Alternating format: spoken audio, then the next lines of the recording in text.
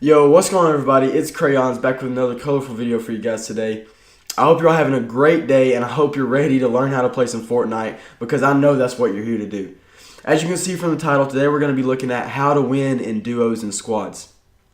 Now, I know these tips are going to be pretty basic to some people, but this tip video is angled towards the people who are just getting into it or are struggling to find some wins and might not know too much of the game. I will have some in-depth videos coming out later about early game, mid game, and late game and stuff like that, and get a lot more in-depth. But these are just 6 basic principle tips that you need in order to win duos and squads. And also understand that these aren't going to guarantee you a win. If I was guaranteeing you a win or getting you to win the most, say, I would tell you to just go hide in a bush the whole game and make sure you get one good weapon and just bush camp. These are tips to get better at duos and squad and to win more consistently at a high level, because those are the more impressive wins and the wins that I love to get. But before we delay any longer, let's go ahead and hop right into it with the first tip. So tip number 1 for you guys, very obvious, and it's on everybody's list, is to communicate. You have to be able to communicate with your team. There's no other way to play the game. Whether you're calling out somebody's position or you're telling people that you need help or something, you have to be communicating. And this isn't just talking about enemies. It's talking about where you're going to drop, what you're going to do, and stuff like that. And you have to be communicating. It's pretty self-explanatory. If you're not communicating, you're going to find it hard to work as a team and win. And the whole concept of playing duos and squads is to work as a team in order to win. So tip number 1 is just simple, and it's simply put, communicate. Tip number 2 for you guys is also pretty simple. It might seem obvious, but some people need to learn this, and it's to share loot. Have you ever been in that situation where you're playing and your team drops and you look up at the top left and your teammate has 100 shield and nobody else has any, and you're wondering what the heck happened? That's because he didn't share his loot with you. He didn't give you the shield when he already had some. He was worried about himself, and you can't be so worried about yourself in duos and squads to the point where you're not worrying about your team's sake. You got to remember that you being alive, you having the best loot isn't always the best thing. Like, everyone loves the rocket launchers, but anytime our team gets a rocket launcher, I give it to them first, 100%. 1, because I'm not the best at it, and I know that. And 2, because I understand their skill level and that they like it more and that they're better with it and they're more comfortable with it. So you have to be sure to share loot, share meds, and don't be stingy with what you have. Alright, so that second tip kind of leads into the third tip, and this is where they get a little more in-depth, not as basic. But tip number 3 is to understand your teammates' skill level. I play so often, and so oftentimes I'll run into a battle and I'll start ramp rushing somebody, and I know a build battle's coming, and I'll just think in my head, my teammates aren't good enough to be fighting this fight. Because the thing is, you just got to face it. Some people are better than you and some people are worse than you. Now, pretty much all the friends that I play with aren't as good as me, and that's not being conceited, that's not being cocky. I'm just good at the game. But most of my friends aren't as good as me, so I have to keep that in mind when I plan on engaging people. If someone's died in our squad and we're in a 2v4, I have to keep that in mind and not just rush out all aggressive like I would if I was playing with someone on my skill level. You have to understand what people are good at, what people are bad at, and even offer help, offer tips and help. I have a friend that I play with who, whenever he dies and I'm watching him, he asks me what I would have done differently in that situation, because he wants to be better and he understands that I'm better than him. So tip number 3 is to understand your teammates' skill level. This is very important. It's often overlooked, and it can be the difference in coming in 5th and coming in 1st. Tip number 4 might sound very simple, but to you aggressive players out there, you need to understand this, and I still need to hear myself saying this. But tip number 4 is to fight together.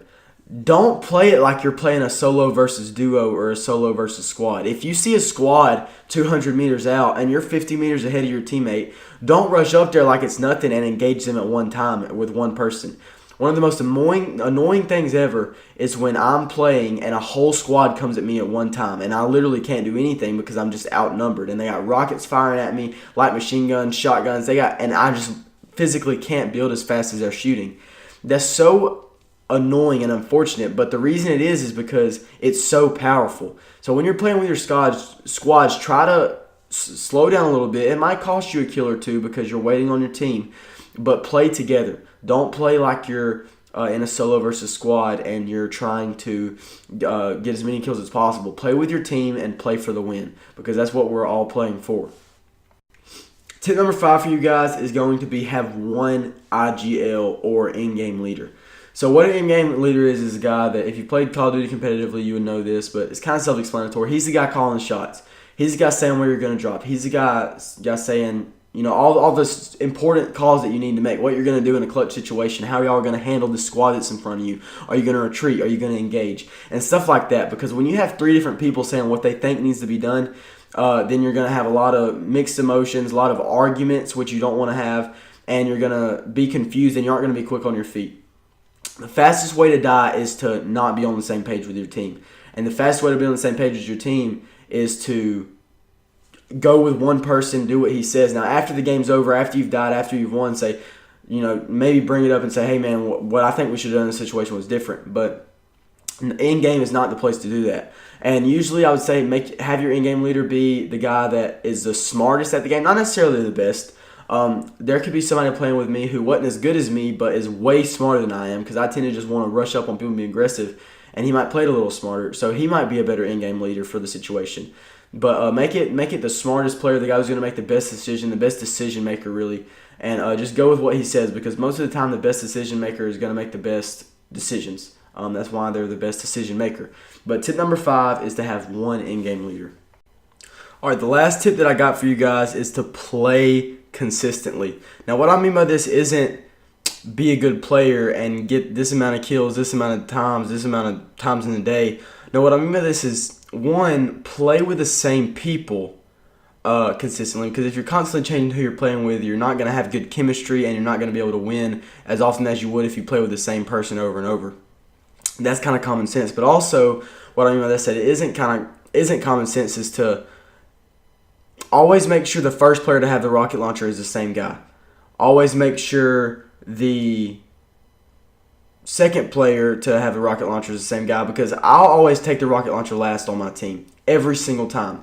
Because 1, I like to rush and it throws off how we play together, how well we play and stuff like that. And also another example of this would be a more practical example, because most people like to carry their rocket launchers, would be shields. Every time I play with my squad, I carry mini shields and somebody else carries med kits. I never carry med kits because I'm always the one that's in the heat of the battle and I have to turtle in and use the shields, while B-Dog sits back and kind of shoots from afar sometimes, so he doesn't need the mini shields as often. So I usually always carry the mini shields and he'll always carry the big shields.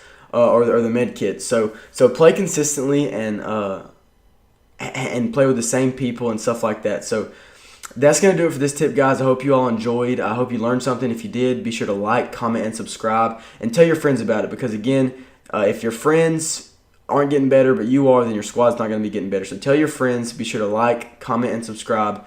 And until next time, I'll see you guys later. Peace.